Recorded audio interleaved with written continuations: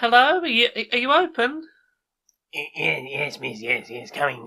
Oh, hello. What antiques can I interest you in today? I've been looking for some old podcasts. I don't know if you've got any of those. Oh, looking for a podcast, are you lovely? I am, yes. What have you got in stock? Well, come back here. What sort of thing are you looking for? Are you looking... I was hoping for some skits and silly voices. Also comedy podcast, is it? Yes, Yeah, yes, come back here. or something. Also, maybe something in the queer section. Something queer. That's what I've got here. Right. So skits, you said, comedy. Yes. What about how do you feel about things people have been watching and listening and playing? I'd be very much on board with that. You'd be into that, would you? Okay, I think I might have just the thing for you. Well, try this.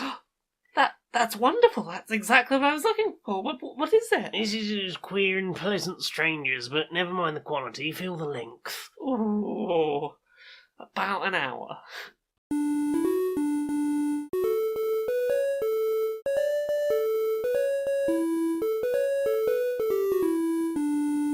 Greetings, strangers, queer and pleasant. I'm not Laura Kate Dale. And I'm not Jane Aerith Magnet, and welcome to another episode of Queer and Pleasant Strangers, that podcast where a couple of queer trans ladies talk about our weeks and do some silly skits and voices and have a bit of a catch-up. That's us. How are you doing, Jane? Better. You better? Yeah, I had a bit of a wibbly weekend, but doing better for You a made rest. it through the wibbles. Made it through the wibbles. You made it through the wibbles. Made it through the wibbles. I made it through the wibbles. Okay. Huzzah. I'm very tired. I had a very lengthy afternoon evening-y nap yesterday and then slept through the night still because I'm very tired at the moment. You've been working double shifts, so... Yeah, I've been working my socks off. It's true, there are no socks on No, right just now. just Only slippers. some little bunny slippers. Yeah, you're feeling better now. Yeah, I had my pills and did some self-care and doing alright. A Huzzah. rumble. Shall we talk about what we've been up to this week? Yeah, what have you been fiddling with? What have I been fiddling with my hands? Yeah. I've been playing some games. What have I been playing? I played a couple of new things this week for the first time in goodness knows how long. So I've been playing a game called Lapis X Labyrinth, or Lapis Labyrinth. I don't know if you're supposed to pronounce the X because of Hunter X Hunter / Hunter Hunter has sort of broken me recently. But yeah, Lapis X Labyrinth is a game that is on Switch. I think it's on other things, but I've been playing it on Switch. It's a sort of side-scrolling, beat-em-up dungeon exploration game in the vein of something like maybe a Spelunky. You're trying to go down through these things, beating monsters and collecting treasure along the way. Breaking the floors and walls. Less well, you do destroy some of the walls and floors. Black box things. Yeah, you're right. I hadn't really thought about it that way, but the thing that makes this one unique, well, there's two things. Gameplay-wise, you have your four adventurers are basically a stack. Like, you have one adventurer who has a body, and the other ones they wear as, heads as hats. So they're just a totem pole of adventurers. Okay. And you can, change which one you're controlling. They have different move sets. You can sort of build different archetypes up, which is fun.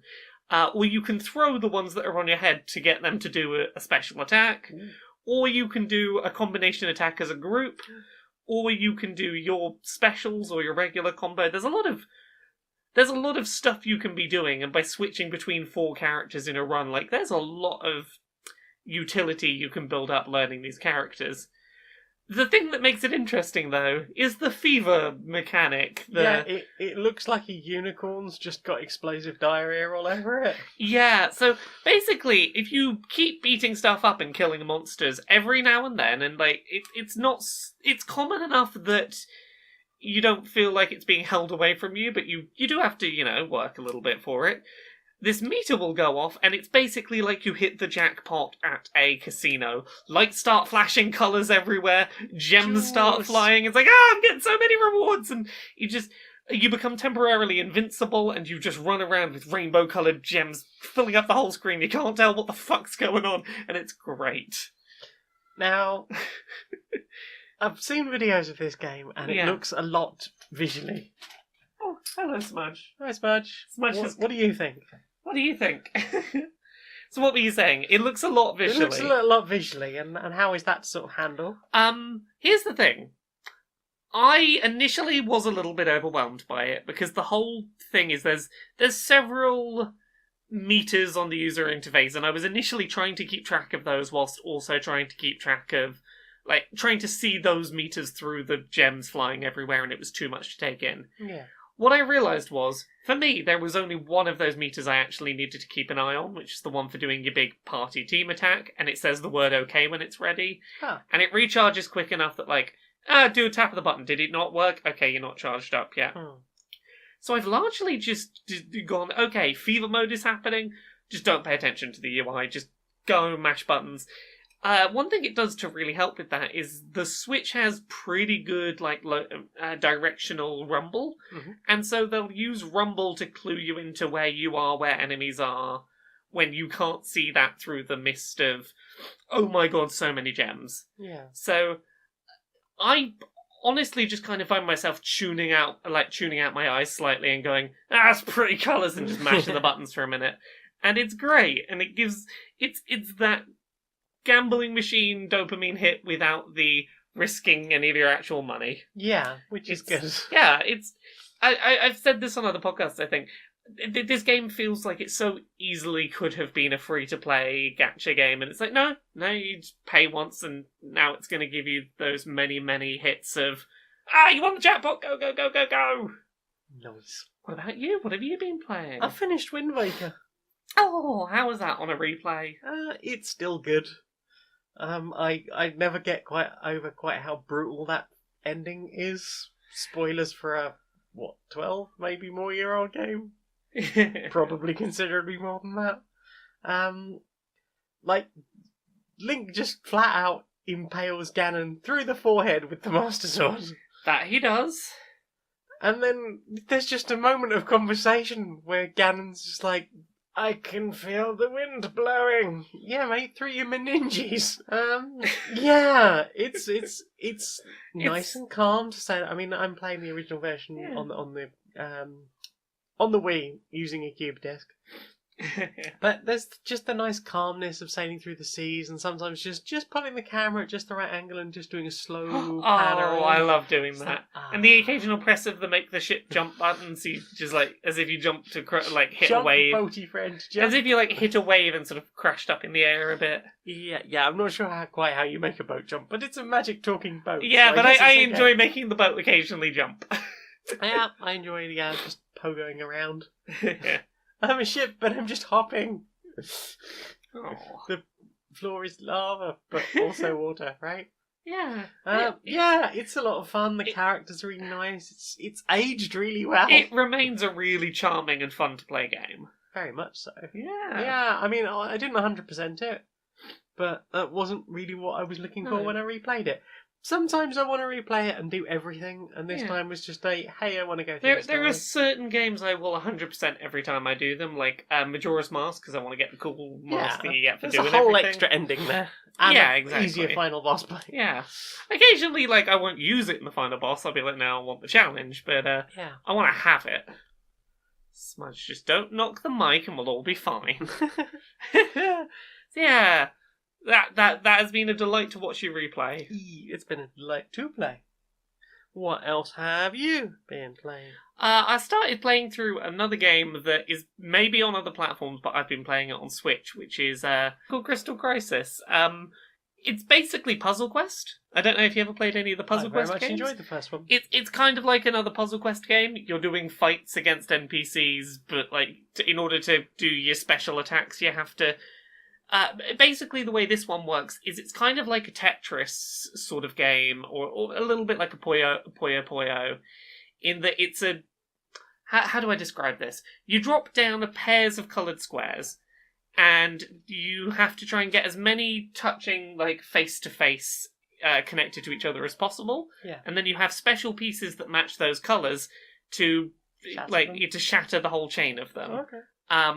Beyond that, one of the things it does that's kind of interesting is that you have the ability to, let's say you had your 2 square piece horizontally, and you moved all the way over to the right hand side of the edge of the screen, and then moved 1 more square over. Okay, so it's wrapping. Yeah, your rightmost piece would go around to the left, but the leftmost piece would still have stayed there. Like, you can wrap half the piece out. Okay. You don't have to wrap the whole pair across. Ooh. So that's really interesting when you've got like a pair of coloured pieces together and it's like, I can't find any good place to put this where both of them are in the right place. I'll wrap one of them round to the other side. Yeah. All of your characters have different offensive and defensive moves. Mhm. And basically the more of those like chains you shatter and the more combos of chains you shatter, you build up a meter that has like 3 bars. You can do 1, 2, or 3 bars by 1, 2, or 3 taps of the button to do either varying strengths of your defensive move that will help clear your side or protect you from stuff hitting you, or that will attack the other side, make garbage for them, etc. Yeah. And it's pretty fun.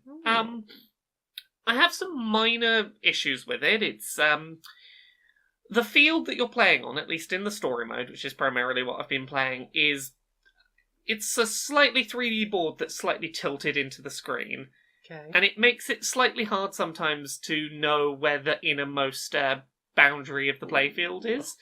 I have once or twice thought I was playing up to the edge of the board and then be like, oh no, there was still a square column I did not use. Oops. I kind of wish it was a little clearer boundaries, Yeah. a little more straight on. The story mode is just an excuse for these indie characters to all sort of clash a little bit. But it's a really fun little game. Like, if you enjoy your sort of dropping the pieces, colour match-up, those kind of puzzly games, it's another one of those that does some things that I haven't seen done before and is worth a little bit of a play. Nice. Yeah. It definitely scratched a bit of that Puzzle Quest itch. Excellent. What about you? What have you been playing? I played one other thing this week.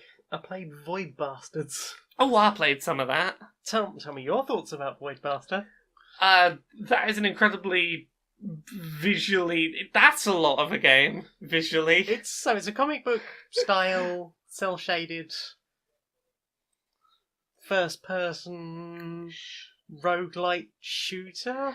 It does the thing that games... But to a more exaggerated degree, it does the thing that games like Borderlands do, where you shoot stuff and then things like words and numbers fly off them as you shoot them, that kind of thing. Yeah, it's very much trying to be a comic book. Like, if there is something outside your line of sight, you'll see, like, the words tap, tap, tap come across. So it's... I suppose it would be good for hearing impaired players as well, that they'd be able to see, like, directional sound in that respect. The visual style and, like, the commitment to the visual identity is, like, second to none. Yeah. They really knew, like, this is the game we want to make and, leaned into it. Yeah, so it feels like a cross between, like, FTL and, like, a roguelite. And I got a discount on it because I had System Shock 2. Yeah! I don't know how the two are related because I've never played System Shock 2. Is that a bit procedurally generated first person sci-fi? I don't think it's a procedurally generated thing. I'm pretty sure System Shock is a linear narrative thing. I thought so anyway. I don't know, I've never played it. It's been a long time and I don't remember shit about it. It's one of those games that I think I got in a bundle, and the bundle was for Steam keys, and I hear it doesn't run terribly well as the Steam version, so I didn't really bother. That's totally fair. But yeah, you've been enjoying it though. Yeah, I've not really had much time with it. I think I've maybe played an hour and a half so far. I'm probably going to do some more on stream tonight. Yeah, I'm quite enjoying it. I've read up on some things I should be paying more attention to, like the fact that the individual ships, which I suppose would be like your dungeons that you go to, they will have certain qualities about them. So you might find, like, obviously you've got what types of enemies you're going to find there, what master item you're looking for. Yeah. And you sort of want to plan your journey on this sort of like the Star Fox styling map, Mm. sort of like choose your own adventure. Pick which of the points you'll go to next. Yeah, and then obviously being careful not to get too far to the edge because obviously that will limit your choices. But obviously going to the middle might be too hard, theoretically. But then you've also got, do you just want to skip an area? You can just use fuel to jump past again. But you've also got to have food, so you've got to make sure that when you are entering ships, you're going for things like food and fuel and which sort of sections of the ship. And you really do need to sort of be planning a little bit ahead about what you're going to do next and how you're going to get there. And sometimes you just want to nip in and out of a ship just to try and get bits rather than completely ransacking 100% the ship. Yeah. Because there's enemy spawners on there and there is only so much ammo.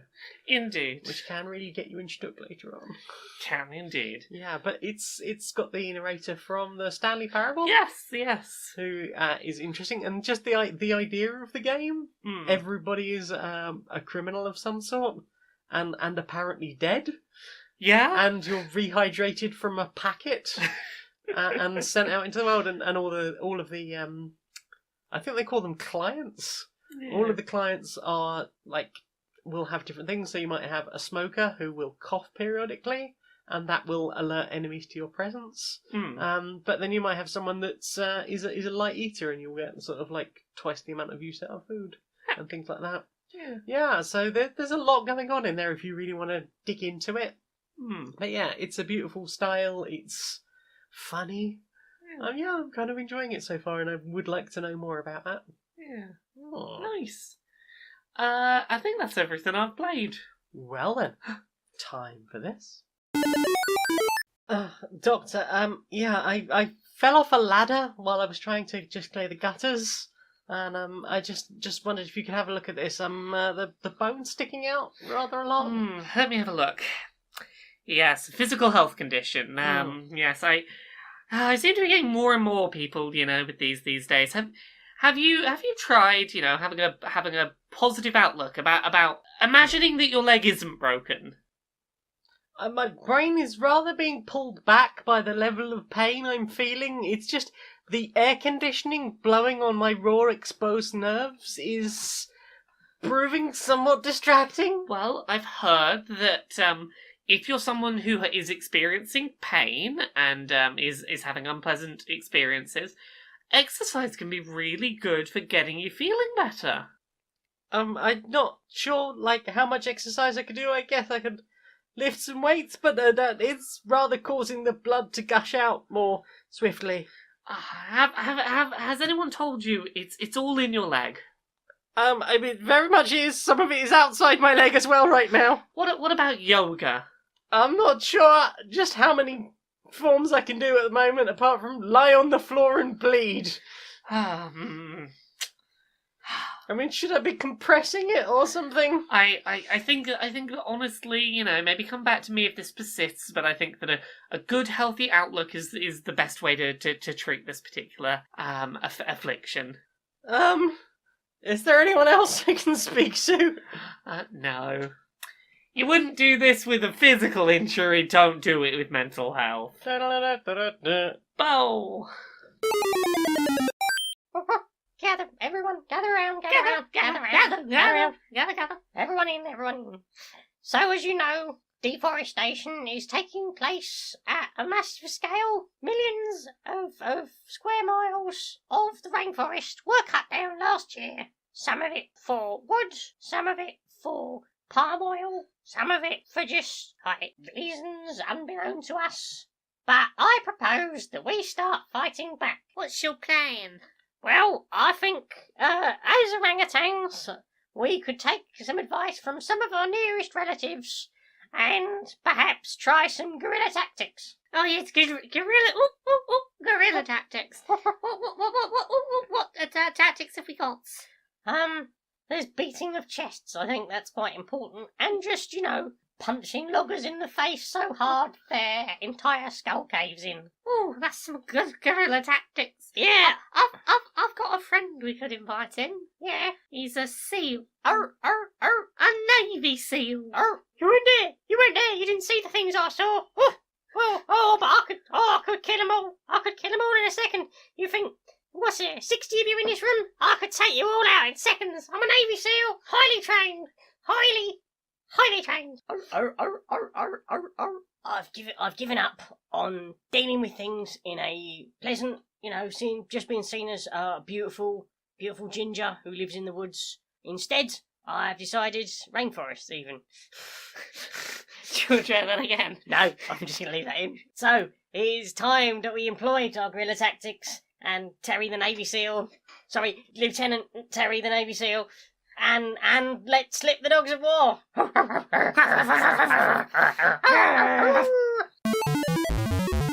So, what have you put in your eyes?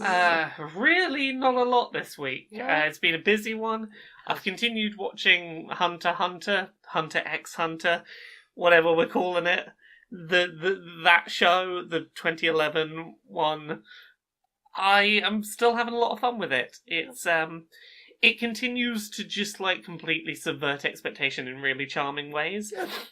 It keeps setting up things that I think are going to be annoying tropes and then really selling me on the fact that it's going to do the trope this time and then not doing it. It was a really lovely example. I was watching some over lunch today. They set up this female character where it seems like her whole thing is going to be, ooh, I'm going to get in and be all twisty and conniving and ruin the main two people's friendship and going to be really horrible to them. And 5 minutes in, she's like, oh no, they're actually really cool and they have a lot of potential. I'm going to train them up and that's fine. And she's just watching them from a distance being like, let's look for opportunities to screw them over. And she keeps going, they're really good and they don't know what the fuck they're doing. They're really good and I'm getting frustrated because they don't know what the fuck they're doing, but they got real good fucking potential, but they don't know what the fuck they're doing. And she ends up just storming out going nope, you don't know what you're doing, come with me, I'm teaching you, we're gonna be best friends of the family now. Yay. It's stuff like that that's just really charming little takes on things. Nice. And there'll be things that seem like they should take forever, and there'll be this huge arc. It's no, we did that in 5 minutes. But this volleyball match, that's going to be 3 days. three episodes of just volleyball. Sometimes you need 3 episodes of volleyball. Yeah, not volleyball, dodgeball. Dodgeball. I've been watching 3 episodes in a row of dodgeball, and it's been great. It's become a dodgeball shonen anime. It's become a little bit of a dodgeball sports anime for a bit, and Are they just sort of screaming at each other from opposite ends of the pitch? Do you play dodgeball on a pitch? I think that a court. A court, yeah. I guess. It has been okay, how can we use our cool magic abilities to be better at dodgeball? Because dodgeball is an important part of saving the world. It's a very important dodgeball match. How will you avoid enemy projectiles if you can't avoid a dodgeball? A little bit. Right? A little bit. I mean, I could have found that every time I had to do the tennis fight in bloody Legend of Zelda. Yeah. That's not my special skill. Yeah, what? That's because you didn't go and do the 3-episode-long tennis subquest. Apparently so. I should have had the streaks going up the background where it's all just gone to a colour and streaks. Yeah. And maybe giving small children epileptic. You've worked out how to do your new super secret technique where you hit the ball really hard. Yeah. Or just hitting it all. Yeah. A majority. If I could hit the ball back at Phantom Ganon a majority of times, as opposed to maybe 1 in 10. Here's my super secret technique. I'll move all of my magical energy to my eyes so I can see where the ball's going to be so I can hit it properly. And then I will make Lim do the thing within the reasonable time. Doesn't seem likely. What about you? What have you been watching? Well, I was watching a video today. Nathan Wilson. It's Megaminx Cylinder Rubik's Cube build on YouTube. Basically takes Megaminx, the 12-sided twisty puzzle, like a Rubik's Cube, and then just carves some bits off the side and belt sands it and extends up a little bit at the top and makes a perfectly smooth cylinder out of a Megaminx that. It goes from being just a normal twisty puzzle to being this. You know how the bump cube does the thing where it changes shape completely? It does that. Oh, it looks really cool. And Megaminx is probably one of my favourite twisty puzzles. So it was quite nice to see a really nice shape mod on that, and he does a really good job of it as well. Like, and talks through all the different steps about how, like, you have to be careful to make sure that you've tightened all the screws up before you start, because obviously once you stick it on the belt sander, it's got potential to start spinning. So, yeah, it was I'm sure it's probably only interested to randos like me, but yeah, I enjoyed it. I find puzzle videos interesting and twisty, twirly whatnots. Yeah, I really enjoyed it, and he does a really nice job. It comes out really nicely stickered. Yeah. Oh, I need to try and do the bump cube again soon. It's been a while since I've done the bump cube. I was doing a 2x2 dodecahedron, so like the Mega Minx is basically a 3x3 with 12 sides. Yeah. Like a standard Rubik's Cube. Do you remember the one I got from the works ages ago that was just sort of half finished? Yeah. That one. But it's more like a 2x2, but slightly easier because there's more space to move things. Yeah. It's fun to do things like that and watch those videos, and I like those creations. So yeah. What else have you put in your eyes? Honestly, not really anything else. That's the only thing I've really had time for. Oh, there was the trailer for Death Stranding. Yeah, what the fuck? Yeah, that's a fucking trailer, huh? That's the thing we watched. That was 9 minutes of Kojima being very Kojima. Yeah. I feel like I watched that trailer and understand less of what that game is than I did going into the trailer. 90% of the trailer was a man walking around with a backpack on, just sort of walking around like what appeared to be like the Lake District, with a ladder and a big bag on his back. And then suddenly there were skeleton ghosts in World War One. Yeah, and people in hazmat suits with those weird baton things from Last Jedi. People using babies in tanks on their fronts to see invisible monsters, maybe? Yeah. Oh, I have a fun fact about this game, which feels very... See, here's the thing. This is just like a statement of fact, but it sounds very in keeping with the tone of this fucking video game. Right. You know how Guillermo del Toro is in that trailer? Yes. He's not in the game. That's not Guillermo del Toro. That is a Guillermo del Toro skin puppet being piloted by someone else. What I mean by this is the voice acting and the motion capture are not Guillermo del Toro. They scanned him in and they basically just took a different mocap and voice actor and made them wear a Guillermo del Toro suit. Ooh. In virtual reality. Because Guillermo didn't have time, or? I don't know, but it makes sense of a comment. Like, a few months ago, he made a comment and people were really unsure what he meant, where he was like, oh yeah, no, I don't really know much about what's going on with Death Stranding. I've seen a couple of hours of it, but I'm more of a puppet in the game. And I assume that's what he meant is, I'm a skin puppet.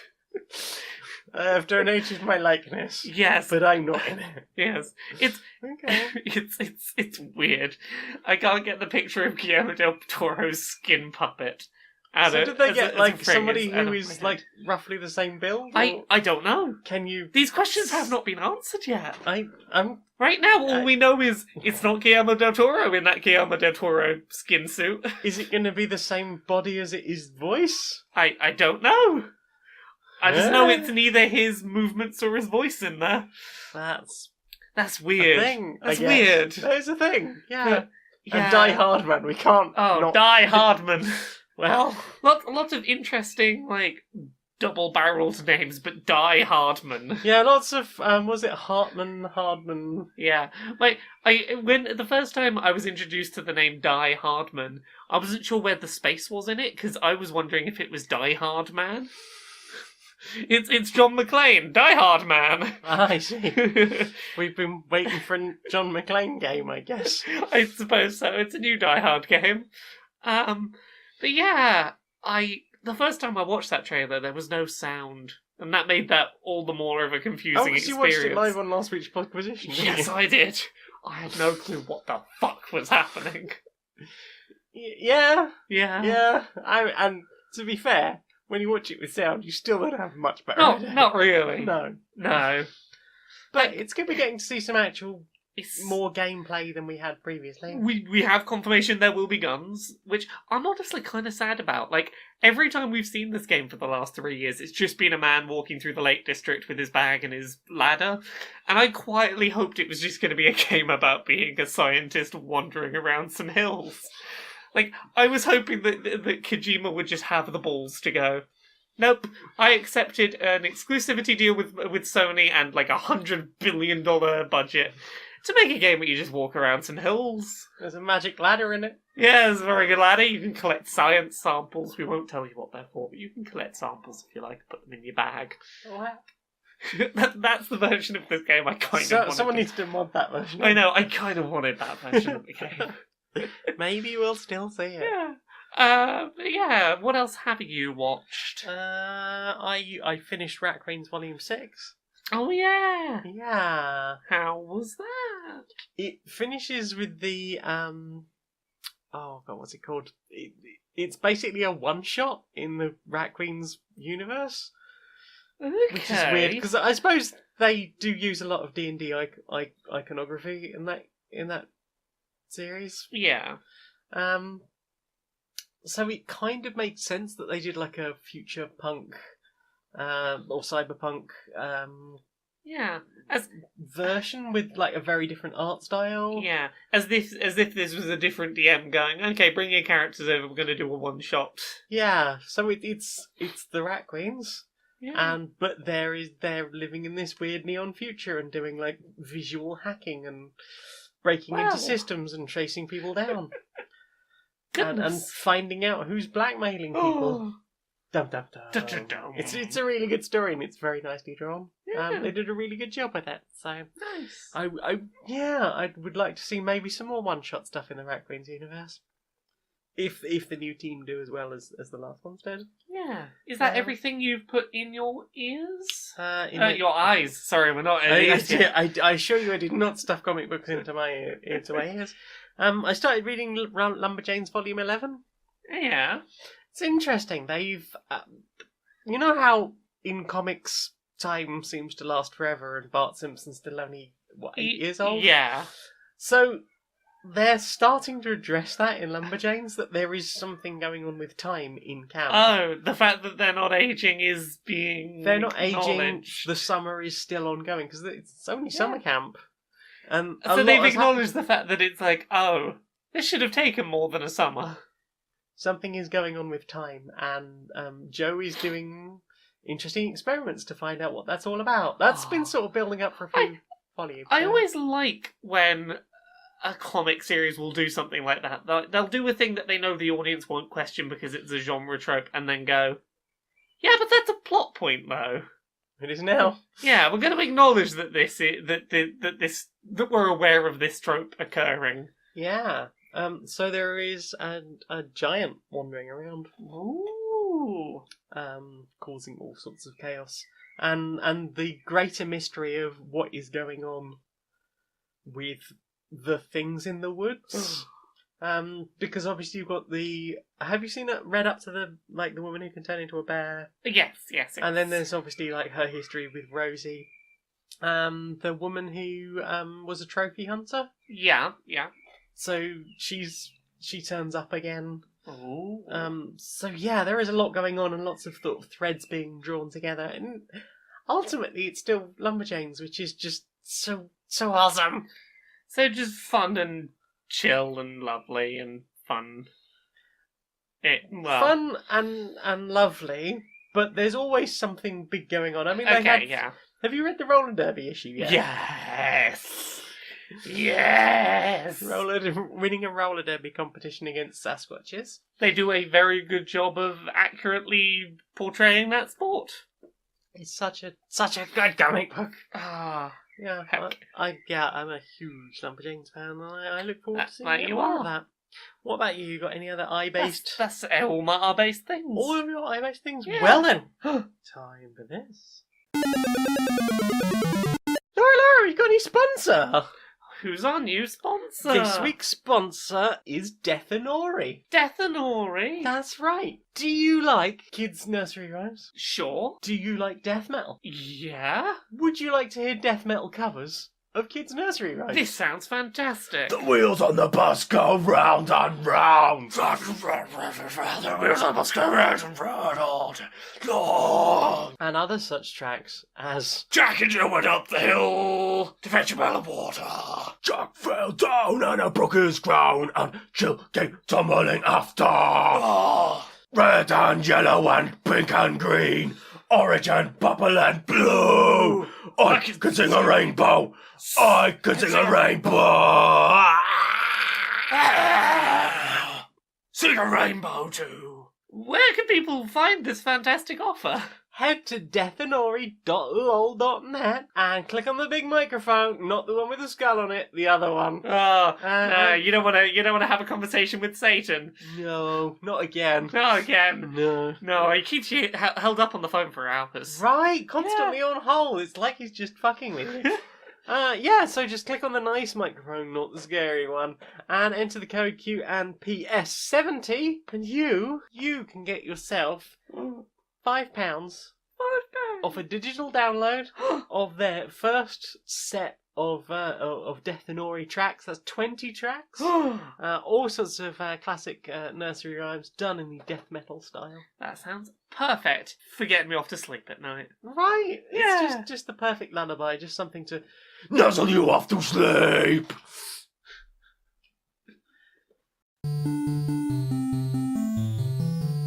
inside the boardroom of Electronic Actor Softworks. Hi. How's business going? Well, it's nearly E3, so yeah. other people are working very hard. Yeah. Not us. No. I mean, we're paid far too much to do anything like that. So I've been having my thinking about next week's show. Yeah. So you know how we got that press conference and and people are gonna be paying attention to what we're doing. Blah, blah, blah. So, people have been saying for a while we need to own up to some of the bad stuff we've done. Yeah, more transparency. Yeah. So, I've got a brilliant plan about how we do that without anyone actually paying attention, but, we've done it if anyone asks. Yeah. So, I reckon, between some of the big game announcements, we just sneak in a very quick, very rushed line that's like, we defrauded you of all of your money and we stole everything and it's fine, and just pay no attention to it. Anyway, here's the new Shooty Bang Bang game. Well, I'm glad we got a new Shooty Bang Bang coming out. Yeah. So, maybe we could just have it flash up on the back wall screen for a fraction of a second, and it's like, it was there. Actually, you know what we could do? Yeah. We can take as long as we want to say it, because we'll just stick it in that section with all the sport video games that everyone sort of mentally tunes out during. How about this? I saw this in a thing a little while ago. We take our apology and we slow it down to like 1,000th of the speed and then just play it over the entire presentation. So if you play it really quickly, yeah. then you'll hear it. But it just sounds like a weird bass rumble throughout the entire thing. Then we did it. We did it. I'm sorry. I had to stop for a second. You're a fucking genius. I know. So, What have you listened to? Really not anything too new. No. I've been too busy. I've been too busy doing the work. You have been working very hard. And that Yeah. will come to a head soon. By the time that, maybe not the next one of these. We need to work out what we're doing about recording the next one of these. That's going on my to-do list. But yeah, I've mainly just been honestly just re-listening to old things I've already listened to, lots of music that I know inside out that I can work to without much thought, and without paying much attention to. So I couldn't really even tell you what I've been listening to. No. It's just been too many. Yeah. Well, I listened to a few things. Finally popped some music on. I've been listening to so many podcasts recently, I forget to listen to music. Which is probably not terribly good for my brain. I go back and forth between those two modes of all musical podcasts. I need to get better at mode switching more regularly, because otherwise I will just listen to podcast, and that does rather crowd one's mind with Yeah. listening to other people's words. At least with music, like, you can let your mind wander a bit. And Yeah, you don't have to pay attention to a consistent narrative thread. Indeed. With that in mind, I listened to some happy hardcore on Saturday while it was sunny. Oh, heck. I listened to Gregor Ledal's I Love Happy Hardcore number 25 special Nintendo set. It's Ooh. available on YouTube. And it is just like lots of like Nintendo sound effects in happy hardcore tracks. There is a lovely Legend of Zelda remix. Oh, really? That does make sense. And I think that is Cyril S3RL featuring Mixie Moon it's called Legend of Link. It's a really good track. Sounds like a good track. Who else is on there? Technical, Gamma and Technical. If you like happy hardcore. Oscore and Drew's Pokecore. Oh. It's a good track with some good Pokemon sound effects in it. Yeah, it's a nice, just under 20-minute mix of lots of really nerdy happy hardcore. Heck. Mm. So yeah, what else have you listened to? Anything else this week? Yeah, I've been listening to that Dice Funk. I've been heck. saying it probably for the last 10 episodes. You're really ramping up there, aren't you? Yep. Once again, it seems very, very likely that we will have a 38-episode season, as seems to be the way. Like I think this will be the third season in a row that I think we're going to have ended on 38 episodes and a post-show. Hackens. Yeah, I don't know how we keep doing that. Well, I guess some of that is Austin's planning. No, every season he's like, we're gonna have a shorter season this season, we're gonna be more pacey, and nope. We as players are like, Nope. what if though, Austin? What if we took 38 episodes? Precisely. Not one more, not one less. Precisely 38 episodes. Yeah, Is so this since you started? yes. Every season I have been on has been 38 episodes exactly. Is this because you like the consistency? Maybe. I like things to not change, okay? But yeah, when you listen to this, I haven't recorded episode 38 yet, but it'll be out the same day as this. It's probably going to be that finale. Heck. Which I'm probably recording in like 6 hours. I'm very excited. I'm very nervous. People might die, people we love. Yeah. We're apparently expected to expect Babish to already be dead, aren't we? Yes. There have been discussions that Babish is... Dreg suspects Babish will die. Yeah, so... I don't want Babish to die. Babish is the first time I've made a character that universally all of the player characters have been like, we love that character. And gave you cake. Yeah, give me cake.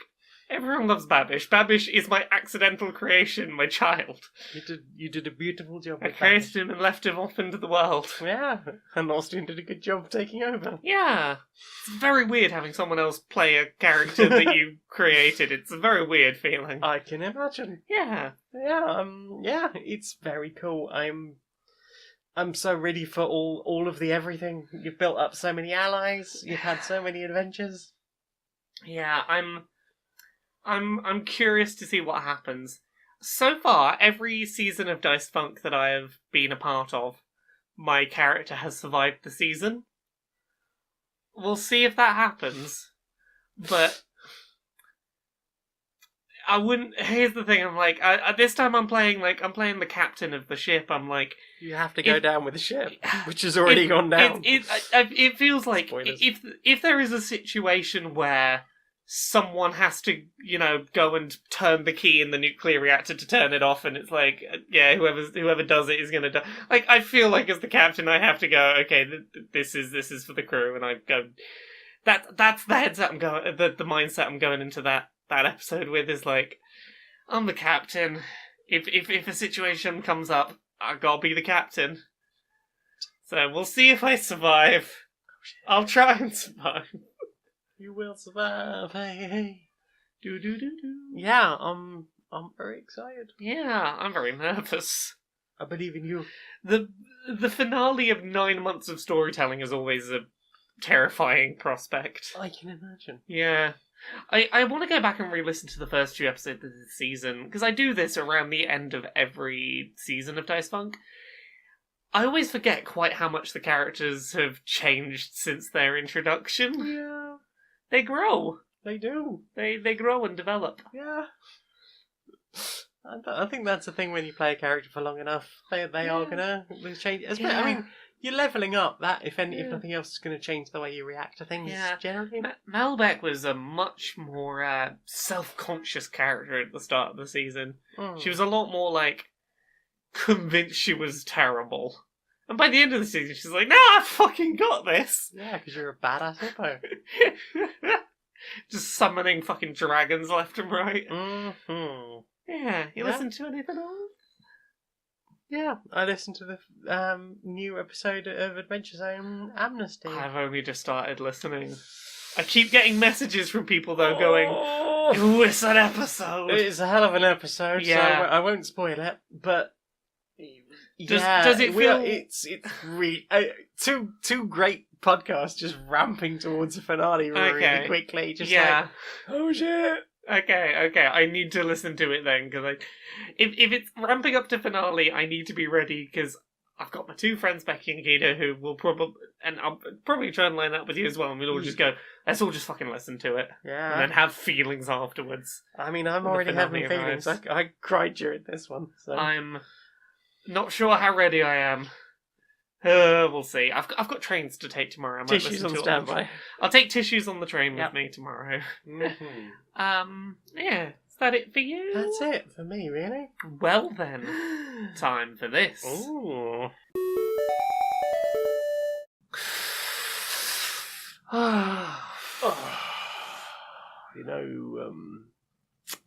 You know them wind farms. Oh yeah, them fancy white windows. Yeah, right. You know, we was talking about like the angry water, Yeah.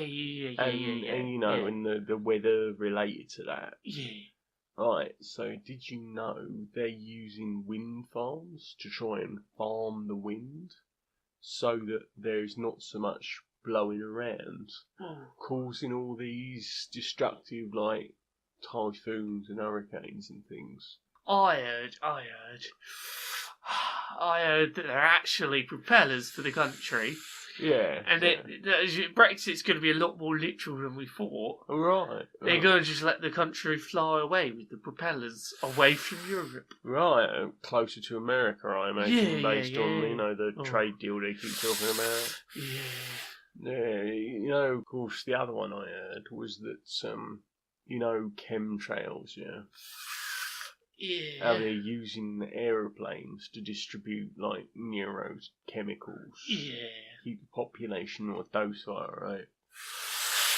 What they're doing, because everyone knows about the wind turbines.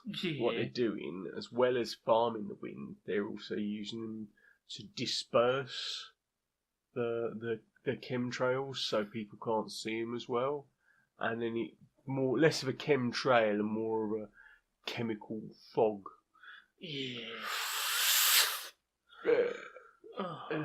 Whatever they is, Yeah, they look very pretty in the field. yeah.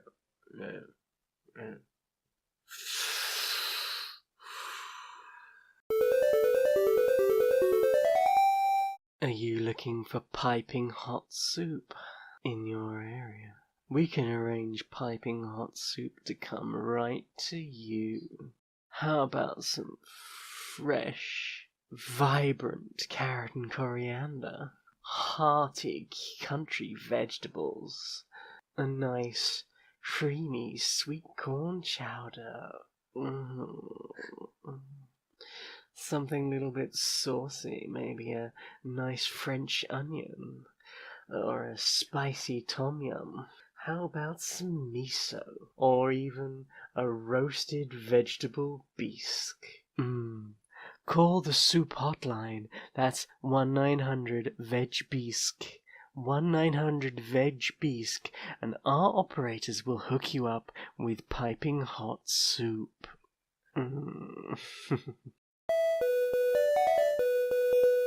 Story time. Let's have a story. What's the story? We're actually doing it this time. Yeah, do you have stories this time? I do in fact. Thanks to Becky for reminding me. Arachnovolt has suggested a version of you from the future has travelled to the present to stop you buying that tub of ice cream. They refuse to say why you shouldn't have it, but you really want that ice cream. So, trying to pull apart some narrative threads of this, like, how well do I know my future self? Like, I don't think they would be telling me just because it's like, oh, you're going to regret putting on that amount, that weight. No, it's not going to be that. It's like, what actual bad consequence could there be to eating that ice cream? Maybe you've been secretly injected with a thing that makes you violently lactose intolerant. Just temporarily. Maybe. Or maybe you had been impregnated by an alien and you were carrying the last child of an alien species. And it's allergic to ice cream. And you future you had agreed to do it because these things live backwards through time. So you have to agree to it in the future and then it happens in the past. But how about this?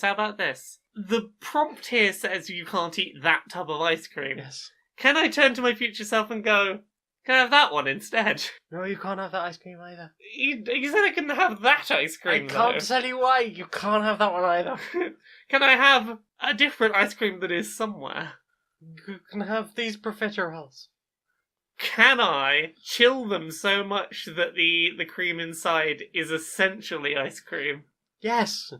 Okay. What if I, make my own ice cream at home from scratch? No. What if I make a vegan, not technically ice cream? Yeah, that's fine. Okay. What about sorbet? That's fine as well. Oh, okay. That's fine. And can I eat ice cream again, tomorrow?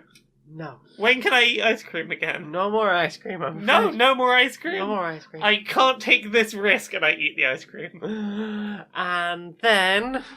Oh, God. We're about to find the consequence. You feel yourself sucked back through time and then spat back forward, back through time. Back to now, but it's a different now. It's a different now. It's a version of history in which the Great Smog of London never ended, and through which Londoners somehow preserved. Oh, good thing we live slightly outside of London. But we can still see it on the horizon. It hangs like a purple and green mist. That's fine. I'll get one of those, I'll just put a scarf over my face when I have to go do work trips. And there are mole people that live in London that you have to be careful of because they've become mutated as a result of the... Does that include the Mole Queen? Yes. And I can't remember the Mole Queen's voice, otherwise it really would have It's a little bit almost like the Shady Lady. Almost like a Shady Lady. Oh, yes. It's sort of a bit more prim and proper, a little less slurred. It's very regal, I seem to remember. Oh, yeah. Hello, I'm the Mole Queen. The Mole Queen. What other story prompts do we have? Explaining Marmite to an alien. Laura, this one's for you. Okay, So why do you put this awful thing all over yourself? Well, it's very similar to why, some humans like to have, hot chilies, or, Chilies are delicious and add flavour to anything, including these cornflakes. Well, see, when you have chili, if you have enough of it, it will slightly hurt you, but that's part of why you like it. It does occasionally give me the hiccups. Indeed. So the idea of a food that can slightly hurt you, but you can still find delicious, that's Marmite. Instead of spice, it's the salt. It's the salt that slightly hurts you, but is very good if you like lots of salt. We are an invertebrate race, and we find it rather dries out our slime. Well, then you don't have to eat it. As the Earth saying goes, you either love it or you hate it. I feel no real way towards it. I just don't want to smother it on my body. Well, you don't have to smother it on your body. You all the more for me to smother on my toast before I consume it with my human mouth. Those are children you're talking about. They will appear lactose, precious.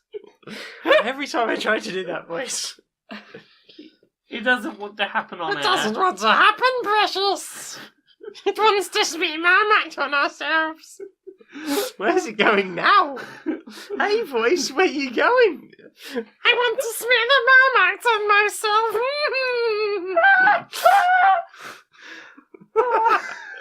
Uh-oh. I think they're broken, precious. What's next? I'll rub some Marmite on you so you feel better. You'll feel better for the Marmite. What's next? I want you to imagine Gavin. Gavin Miracle of Sound Done, who was on Podquisition. That'll do. That's a Gavin. Okay. I want you to imagine it, right? Now imagine that he's just vanished. Gavin's gone. Gavin's gone. And as a result, everyone's got heartburn. Did Gav have all of the Gaviscon? No, Gav was the spirit of alkaline, I guess. And was able to... The one man named Gavin who controls all of the world's heartburn. Yeah. And without him, the world falls into disrepair, and we need to go on a quest to find him, but we're all stricken with heartburn, so we can't go find him. Yep. While we're wearing large floppy hats. Large floppy hats. Well. Samuel West suggests a child who ran away from rich parents to be raised by in a cave by goblins. A little boy with sass and pep, wound up on the dungeon step. Little goblin, little goblin. No, it would be Little Rich Boy, because he was brought to the goblins. Little rich boy, oh little it's rich boy, you're the rich boy who lives in our cave. Hoard. So grab a pike and fart on the fire and pick your nose and attack people who come in trying to steal the boss's treasure. Little rich boy, that's you. I live with goblins. Yeah, it does now, precious. You run, go after my Marmite, be fanatic Marmite, and find Gav. I've got the worst heartburn. Gavin, come back. Gavin. Oh God, it feels like I've swallowed a pumpkin. So, we got any other stories? I think those are the ones that really stuck out. So thank you to Arachnoval and Tricky and Nerg and Becky Toohell and Ostigal and Samuel West. Thank you very much for your suggestions. That's all very helpful. So then, time for this. Do you want to know what I want to see more of? What do you want to see more of? Social Justice Warriors. Social Justice Warriors? Alright, Larry. Alright, Barry. How's it going, mate? It's going alright. Occasionally we're giving each other slightly different names so it's easy to remember. Well, it feels like they were picked out for us by someone Some on cosmic the internet. Some cosmic deity that was, thought it'd be funny to have rhyming names. I guess so. Yeah. How's your week going? Yeah, it's not been too bad. Quite busy. Had a bit of woodworking to do over the weekend. But, Yeah. Been all right. Really, you been up to much? Oh, I've been all right. I've been having an interesting week. I've got some. I've got a friend who's been. He wasn't able to run for a while. He's able to run again now, and that's been good. He's been getting back out on track. Nice. He's had some prosthetics done, and I've been having a great time. Just being really excited for him that he can be back to doing the thing he really enjoyed. Yeah, I imagine there's a sense of freedom that comes from running. I personally am very unfit, but Same. I always watch like runners and just think, there's just a sense. Look at you travelling. There's a sense of freedom. Exactly. You're isolated from the rest of the world. It's just you physically able to get around at your sort of peak performance. It's quite it's an amazing thing. But I was very much enjoying watching my friend be back up to running. But some people, some mutual friends of ours were a little too seemingly focused on the wrong part of what was going on. Oh, don't tell me. Was it the inspirational gang? Yeah, the Inspiration Born gang, which, for anyone hypothetically listening who might not be aware, if someone was eavesdropping on our conversation, it's this whole thing of, when someone who is disabled does a thing, and the post will usually sort of, without asking the disabled person, will big up their disability to go, the fact that you're doing this, it's an amazing thing, and because of this, the non-disabled people should what excuse do you have now? Because this disabled did a good thing. It's this whole act of it's framed like it's been like it's a compliment, but it's very much played to be like we reckon that it's amazing you did this in spite of who you are, not. It's you gotta keep trying, non-disabled people. The disabled people are catching up. It's weird in its whole framing. Yeah, all the language around it is very squick, I must be honest. It's very like I saw one the other day that was squicking me out, and again it was a running one with someone it was like, oh, if this person who has 2 legs prosthetics, if they can do a race, what excuse do you have not to run? It's like, well, yeah. Well, there are lots of problems Yeah. in the world. And firstly, not all disabilities are visible. Yeah. And not all of them are physical. Exactly. And like on top of that, usually these posts are done not with the consent of the person involved. The person doesn't ask to be made a point of comparison to encourage able-bodied people to do more with their lives. Yeah, I was a bit concerned about one of those TV talent show things recently with the autistic person. Amazing singer. Oh, exactly. Wonderful, amazing singer. The framing of them being brought up on stage. Well, I mean, a lot of that was perhaps the way the video I was watching was cut. Yeah. But it did feel very sort of like... I think that's part of the problem, though, is the way that video was cut, that one that was going around this week, it was very much cut to go, here is this individual on the autism spectrum, we're going to present him to be as incapable or as laughable as possible, so that when he is very good at playing the piano and singing, that is sort of used as a shock reveal. I think part of the problem as well, is it reinforces this whole idea that disabled people only have value when they are exceptionally talented. It's, for that autism example, it's the idea of the autistic savant, the idea that, autism can be worthwhile if it gave you essentially a superpower, and it devalues, the vast majority of people who have a disability and are average in their abilities in in day-to-day life. Yeah.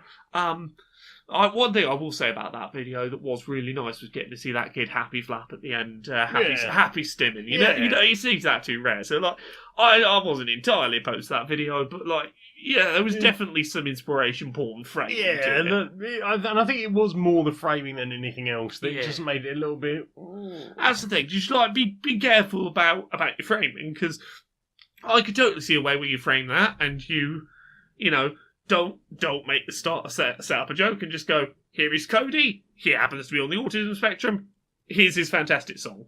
Yeah. There you go. Exactly. It didn't need the we caught you off guard preamble.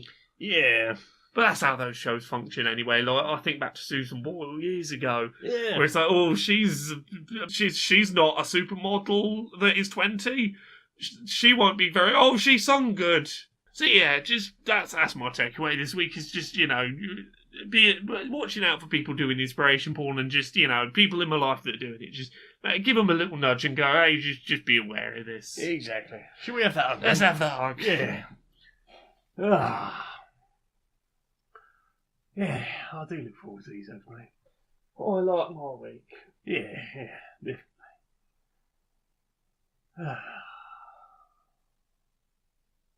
Good to just take a moment. Yeah. Should I put the kettle on, mate? Yeah, let's put the kettle on. Have a cup of tea. Yeah. It's that end of the show bit. Is Laura? Yes. Where can we find you on the internet, darling? Laura K. Buzz pretty much everywhere. Laura K. Buzz on Twitter, Twitch, YouTube, laurakbuzz.com, and patreon.com/Laura K. Buzz. I'm back there. Heck, everything is happening. So everything's going to be a little bit all over the place because E3 is currently happening, but check out patreon.com/Laura K. Buzz. That is where you will be able to find all of my work together in one place and links to everything and support my work. And all that sort of good stuff, and there will be information on there about my schedule and what I'm doing once E3 is out the way. I'll be streaming 3 times a week. I've got some video content. Got some new podcasts like Tonal Whiplash, which is an interview podcast where we ask the special guests a serious question, a silly question, back and forth. It's a lot of fun. I've been very much enjoying that. Excited to see whether people enjoy it. I have a couple of books coming out. Things I Learned from Mario's Butt is coming out at the end of this summer. Uncomfortable Labels is coming out on July 18th. The Uncomfortable Labels audiobook is coming out on August 18th. You can pre-order that now by going to laurakbuzzstore.com, and that is the singular item on there currently. But you can pre-order that and get it sent to you as a DRM-free audiobook on the 18th of August. I've got a bunch of stuff. I contribute words to Sci-Fi Fangirls that will hopefully be up by the time that you hear this. I'm doing a bunch of post-show live streams for E3. I've got a bunch of shit in the works. I'm gonna be a busy bunny. Yeah, Laura K. Buzz, laurakbuzz.com, Laura K. Buzz, Patreon, Laura K. Buzz. Back to maximum creativity. Yeah. What about you? Where can I be found? I am Maniac Janiac on Twitter and YouTube. I'm on twitch.com as Janiac. I'm on SoundCloud. SoundCloud.com as Jane Iris Magnet, where you might be listening to this now. I'm also on paypal.me/Jane Magnet if you want to send me some individual pennies, or if you want to join Tales of Inquiry or George Holt, you can Patreon me over at patreon.com/JaneFlunkyRadio. And thank you very much for those. I'm also on Badly Designated Heroes, which is 5th edition D&D podcast. We fight rats. It's very important to deal with all of the rats, and there's a lot of rats. There are an awful lot of rats in this. So many rats. But there's also me. I'm a Firbolg Druid with a dog or A Firbolg Druid? and I follow a very posh tiefling around and a strange halfling monk with a ban on his head. But yeah, it's a lot going on for both of us. Busy bunnies. But anyway, Laura, Yes. sing us out, darling. Until next time, be a stranger.